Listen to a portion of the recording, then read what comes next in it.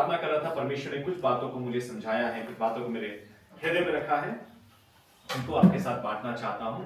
यदि आप अपनी बाइबल को लाए हैं तो आप बाइबल खोल सकते हैं और इन बातों को हम इनके ऊपर मनन कर सकते हैं। अगर आपके पास बाइबल है तो जरूर से बाइबल खोलें, आपको अच्छा लगेगा।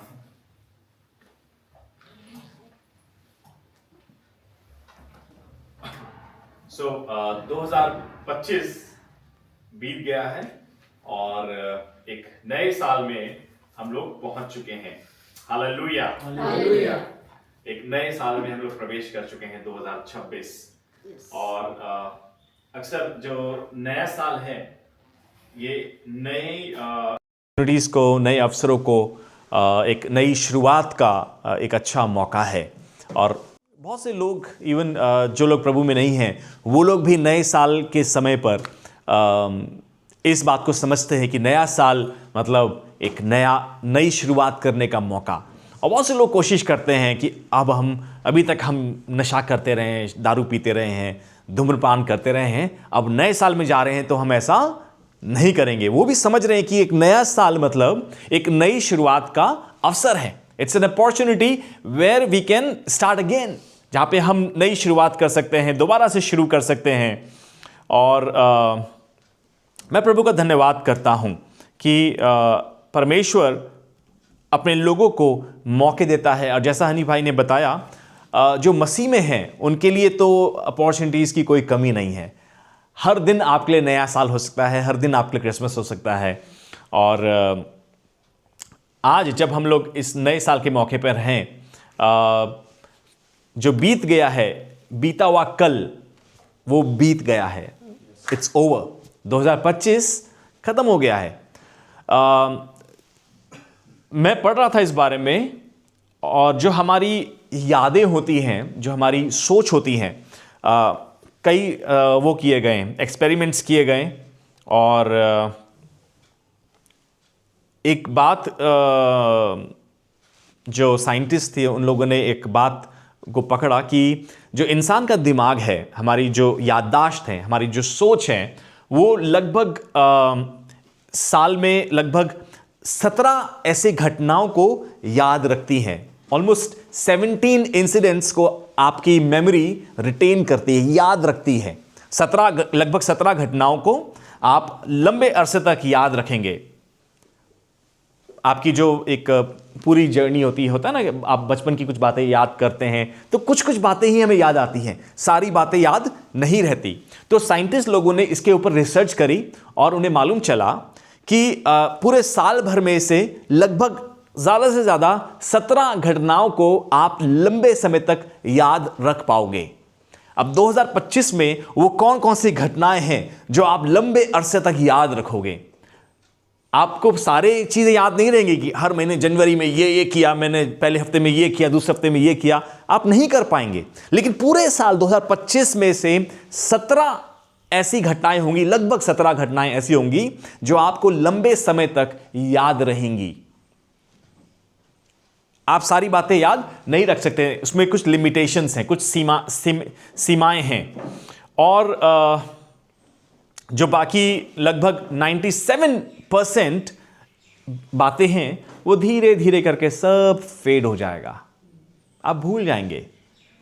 पूरे साल में से लगभग 97% जो चीज़ें हैं, जो आपने समय बिताया, जो चीज़ें करी हैं, 97% चीज़ों को आप विद टाइम भूल जाएंगे। आपको याद ही नहीं रहेगा कौन से दिन गोश्त खाया था, कौन से दिन सब्जी खाई थी, अरे उस दिन बहुत अच्छी सब्जी बनी। सब चीज़ें विद टाइम आपके दिमाग से मिट जाएंगी, सब फेड हो जाएगा। और जो यादें रह पाएंगी वो लगभग 3% चीज़ें हैं। जो पूरे साल का 3%, लगभग 3%, लगभग 17 घटनाएं ऐसी होंगी जो लंबे समय तक शायद आप याद रख पाएं। आप ज़्यादा बातों को याद नहीं रख पाओगे। 97% जो हमारा दिमाग में, कहते हैं साइंटिस्ट, सबकॉन्शियस, उस ब्लैक होल में सब लुप्त हो जाएगा, आपको कुछ याद नहीं रहेगा, सब आप भूल जाएंगे चीज़ों को। अब बात आती है जो 3% बातें हम रिटेन करेंगे, याद रखेंगे, अगर वो 3% जो चीज़ें हैं जो हमारे साथ लंबे समय तक बनी रहेंगी, अगर वो बातें नेगेटिव हुई, वो सिर्फ बुरी बातें हुई, अगर वो सिर्फ बुरी घटनाएं हैं, जो 3% है जो आपके लंबे समय तक दिमाग में बनी रहेंगी, अगर वो नेगेटिव हुई, नकारात्मक बातें, बुरी बातें हुई, तो आप हर दिन आप हर्ट होंगे, आपको हर दिन आप दुखी होंगे, क्योंकि वो 3% मेमोरीज कौन सी है? वो अच्छी मेमोरीज नहीं है, वो अच्छी बातें नहीं है, लेकिन नेगेटिव बातें हैं। वो 3% चीजें, वो लगभग 17 घटनाएं बुरी घटनाएं हैं, वो अच्छी घटनाएं नहीं है। तो आप हर दिन दुखी होंगे। जब जब वो मेमोरीज आपको याद आएंगी, आप दुखी होंगे, आप अपने आप को हर्ट करेंगे, अपने आप को चोट पहुंचाएंगे, आपको दुख होगा उन बातों को याद करके।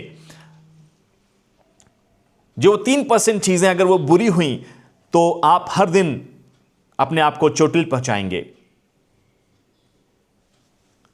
तब तक आपको वो चीज दुख पहुंचाएगी, जब तक आप उन बातों को पूरी तरह से भूल ना जाएं, जब तक आप उन यादों से पूरी तरह से आजाद ना हो जाएं। आप हर दिन अपने आप को दुख पहुंचाएंगे, हर दिन आपको चोट पहुंचेगी।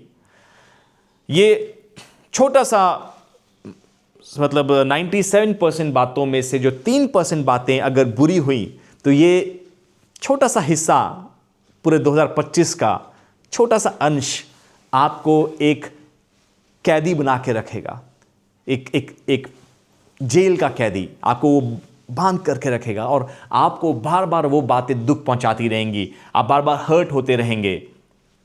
आपके जो बीत चुका है समय, आप उसमें बंधे रहेंगे। आपकी जो यादों का पिटारा है, या तो वो आपके लिए वरदान हो सकता है, या फिर आपके लिए एक जेल हो सकती है। अगर वो अच्छी बातें हैं, वो 3% बातें अच्छी हैं कि हाँ आपके साथ अच्छा हुआ, परमेश्वर ने आपको ब्लेस किया, और वो 3% बातें आपको याद हैं, तो वो आपके लिए वरदान होगा, वो आपको बार बार चीज़ें मोटिवेट करेंगी। दाऊद जब शाऊल के पास गया, जब गोलियत सबको पुकार रहा था, चैलेंज कर रहा था, ऐसे में दाऊद शाऊल के पास जाता है और बोलता है कि मैं सामना करूंगा। शाऊल ने पूछा, तू कैसे, तू तो लड़का सा है, कैसे कर लेगा? तो दाऊद के साथ कुछ अच्छी यादें थी। दाऊद बोलता है कि मैंने शेर और भालुओं से भी अपने गाय के बछड़ों के बच्चों को बचाया है। वो बताता है, वो अच्छी यादों को बताता है, और वहां से उसको करेज मिलता है, मोटिवेशन मिलता है। वो अगर 3% बातें जो आपको याद रहेंगी, अगर वो अच्छी हुई, तो वो आपके लिए एक गिफ्ट हो सकती हैं, आपके लिए वरदान हो सकती हैं। लेकिन अगर वो बुरी बातें हैं, वो नेगेटिव बातें हुई हैं आपकी लाइफ में, तो वो आपके लिए जेल बन सकती हैं। हमारी जो यादों का पिटारा है, हमारी जो मेमोरी है, वो आपके लिए ब्लेसिंग और कर्स दोनों बन सकती हैं। अगर इस 2025 में आपके साथ अच्छी चीज़ें हुई हैं, और वो लगभग 17 अच्छी घटनाएं आपको याद रहेंगी, तो वो आपके लिए हमेशा एक आशीष का वसीला बनेंगी। अदरवाइज वो 3% बातें आपको दुख पहुंचाएगी, आपको एक आपके लिए मानसिक जेल बन के रह जाएंगी, एक दिमागी जेल जो आपको बार बार दुख पहुंचाएगी। सिर्फ 3% यादें ही आपके दिमाग में टिक पाती है लंबे समय के लिए।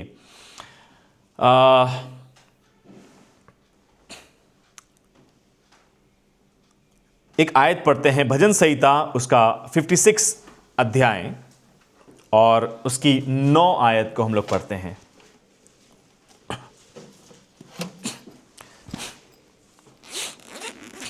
भजन संहिता उसका 56 चैप्टर और उसकी 9th वर्स।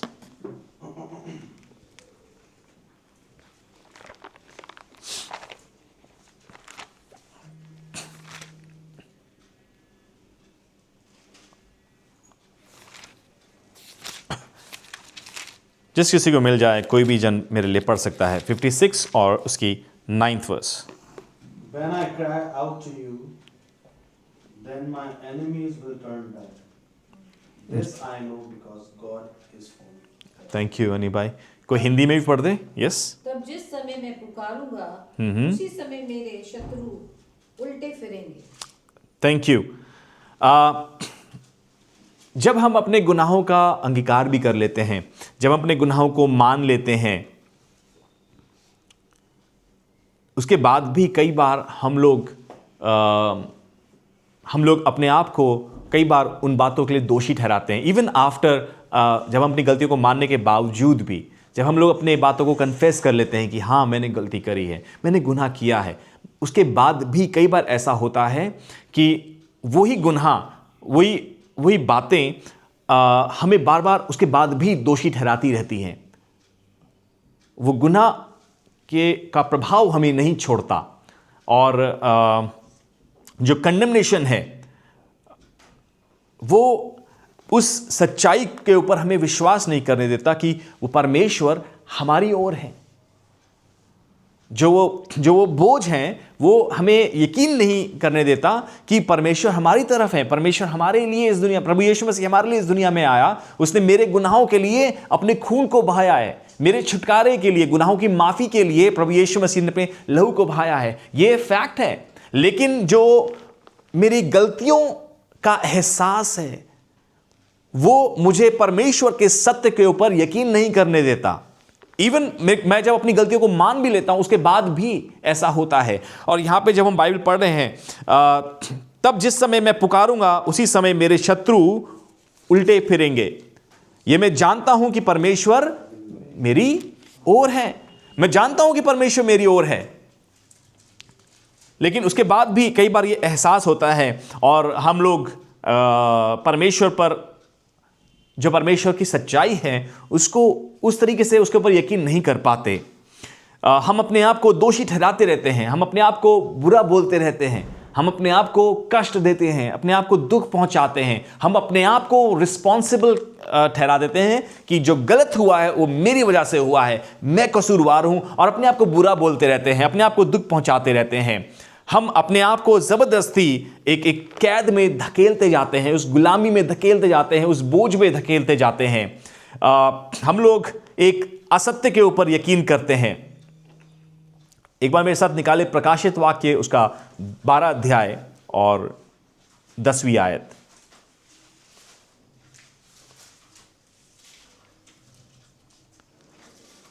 प्रकाशित वाक्य 12 अध्याय और उसकी 10वीं आयत पढ़ेंगे हम लोग। फिर मैंने स्वर्ग से यह बड़ा शब्द आते हुए सुना। फिर मैंने स्वर्ग से ये बड़ा शब्द आते हुए सुना। अब हमारे परमेश्वर का उद्धार और सामर्थ और राज्य और उसके मसीह का अधिकार प्रकट हुआ है, क्योंकि हमारे भाइयों पर दोष लगाने वाला, क्या ध्यान से सुनिएगा, क्योंकि हमारे भाइयों पर दोष लगाने वाला जो रात दिन हमारे परमेश्वर के सामने उन पर दोष लगाया करता था, जो रात दिन परमेश्वर के सामने उन पर दोष लगाया करता था, एक है, हमारा शत्रु एक है, और उसके बारे में जो यहाँ पे एडजेक्टिव यूज किया गया है, जो उसके लिए क्वालिटी बताई गई है, कौन है वो एक्यूजर है, वो दोष लगाने वाला है, और वो दिन रात बता रहा है कि हमारे भाइयों के ऊपर दोष लगाया करता था। ये दुष्ट का हथियार है। वो दिन रात आपके कानों में फुसफुसाता है और आपको यह एहसास दिलाता है कि आप दोषी हैं, और जब आप उसकी बातों को सुन लेते हैं, उसके असत्य को सत्य मान लेते हैं, आप अपना आत्मविश्वास खो देते हैं और आत्मविनाश का चुनाव कर लेते हैं। आप खुद को कोसते रहते हैं, जैसे कोई आपको सैबोटेज का मतलब कोई कोर्स कर रहे हो, आप अपने आप को जबरदस्ती आप नष्ट होने वाले रास्ते की तरफ धकेलते चले जाते हैं। आप झूठ की आवाज को स्वीकार करते जाते हैं। जो एक्यूजर है वो आपके कानों में फुसफुसाता रहता है और आप उसकी बातों को एक्सेप्ट करते जाते हैं। झूठे वादे, ये बहुत कॉमन चीज़ हैं। जैसे 3 जनवरी को जिम जाने का वादा भूल जाते हैं, वैसे ही हम परमेश्वर की माफ़ी को भी भूल जाते हैं। हम भूल जाते हैं कि प्रभु यीशु मसीह आपकी माफ़ी के लिए कुर्बान हुआ है। हम उस सत्य को भूल जाते हैं, हम उसे झूठ समझ बैठते हैं, उसे नज़रअंदाज कर बैठते हैं और अपने को हम दोष दिलाते रहते हैं, हम अपने को दोषी मानते रहते हैं।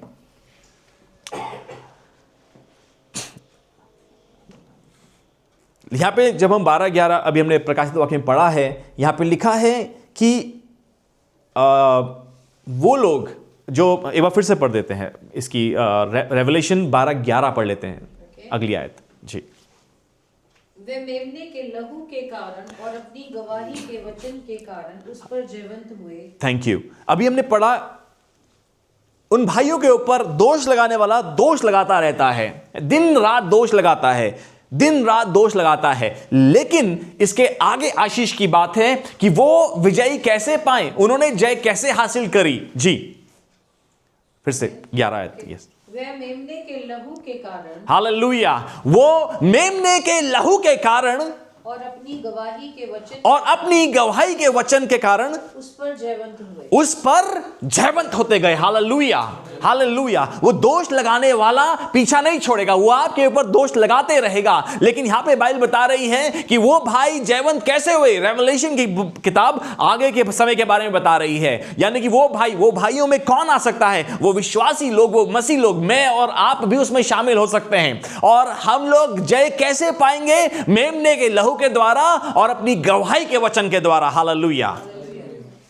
वो दोष लगाने वाला आपका पीछा नहीं छोड़ेगा, वो आपको दोष लगाएगा, आपके ऊपर बार बार इल्जाम लगाएगा, लेकिन परमेश्वर का वचन बताता है कि वो मेमने के लहू के द्वारा और वर्ड ऑफ देयर टेस्टिमनी, अपनी गवाही के वचन के द्वारा उसके ऊपर जयवंत होते चले गए।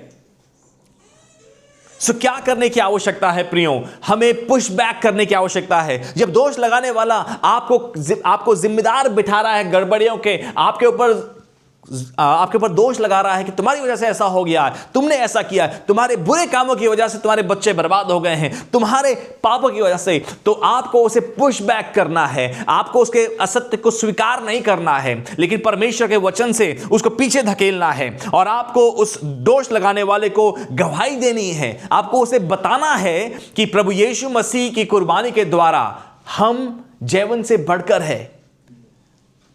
रोमियो 8:1 में लिखा हुआ है, अब जो मसीह यीशु में है उन पर दंड की आज्ञा नहीं है, उन पर सजा की आज्ञा नहीं है जो मसीह यीशु में है। जब आप फिसल जाते हैं, जब आपसे गलती हो जाती है, तब भी परमेश्वर अनुग्रह करता है, तब भी परमेश्वर अनुग्रह करता है। और जो मसीह में उन पर दंड की आज्ञा नहीं है, रोमियो 8:1 में लिखा है। हमें उस दोष लगाने वाले को पीछे धकेलना है, उन्हें बताना है कि प्रभु यीशु मसीह ने अपने लहू को बहाया है मेरे बदले, मेरे स्थान में प्रभु यीशु मसीह ने उस सज़ा को अपने ऊपर ले लिया है। उसे हमें बताने की आवश्यकता है, उसे बताना है, उसे जो सत्य है, परमेश्वर के वचन का सत्य है, उसकी वो गवाही देनी है। मेमने ने अपना लहू बहा दिया है प्रियो, प्रभु यीशु मसीह अपना लहू बहा चुका है, लेकिन दूसरी चीज़ हमारे गवाही के वचन, ये हमारी जिम्मेदारी है, ये हमें बोलना है। हमें उसके झूठ के ऊपर विश्वास नहीं करना है, उसके झूठ के ऊपर यकीन नहीं करना है। दोष लगाने वाला एक तरफ दोष लगाने वाला है और एक तरफ छुड़ाने वाला है, बचाने वाला है। जब शैतान याद दिलाए तो आप भी याद दिलाएं। जब वो आपको दोष लगा रहा है, वो आपको बार बार आपके बुरे कामों को, बुरी बातों को याद दिला रहा है, आपको भी याद दिलाना है कि मेरा छुड़ाने वाला है, मेरा बचाने वाला है। Hallelujah, hallelujah. अपने आप को डिफाइन मत कीजिए अपने कामों के हिसाब से कि आपने क्या किया है, मुझसे ऐसा ऐसा हुआ है। नहीं, वो आपकी आइडेंटिटी नहीं है। अपने आप को डिफाइन कीजिए कि प्रभु यीशु मसीह ने आपके लिए किया है। यीशु मसीह ने जो आपके लिए किया है वो आपको परिभाषित करती है।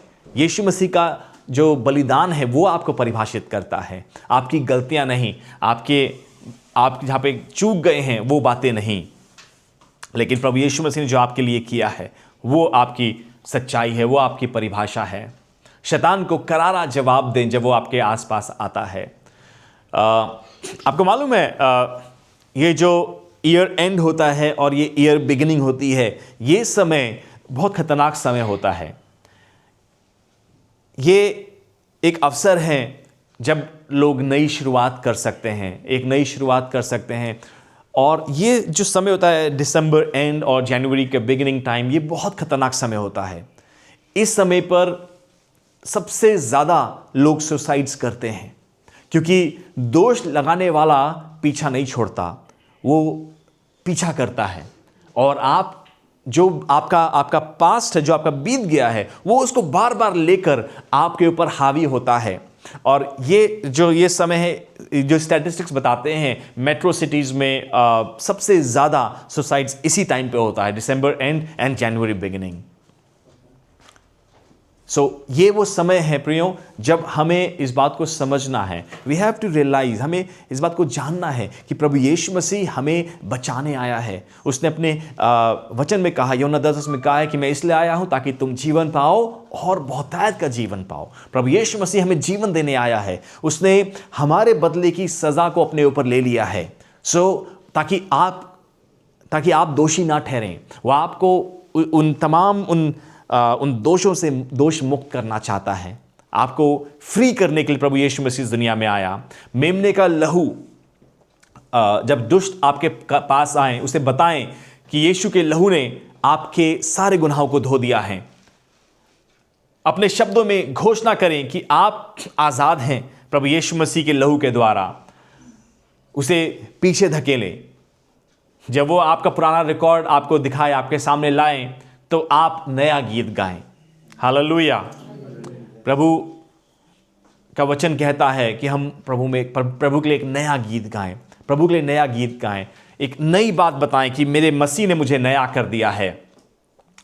एक नई परिभाषा बनाएं अपने लिए, अपनी गलतियों से नहीं, बल्कि यीशु के उस उद्धार के कामों के अनुसार, जिनके द्वारा आपकी पहचान सिद्ध होती है, जिनके द्वारा आपकी आइडेंटिटी तैयार होती है, जो यीशु मसीह ने आपके लिए किया है। उन चोटों से नहीं जो दूसरों ने आपको दी है, बल्कि उस मरहम से जो प्रभु यीशु मसीह ने आपके जख्मों में लगा दिया है।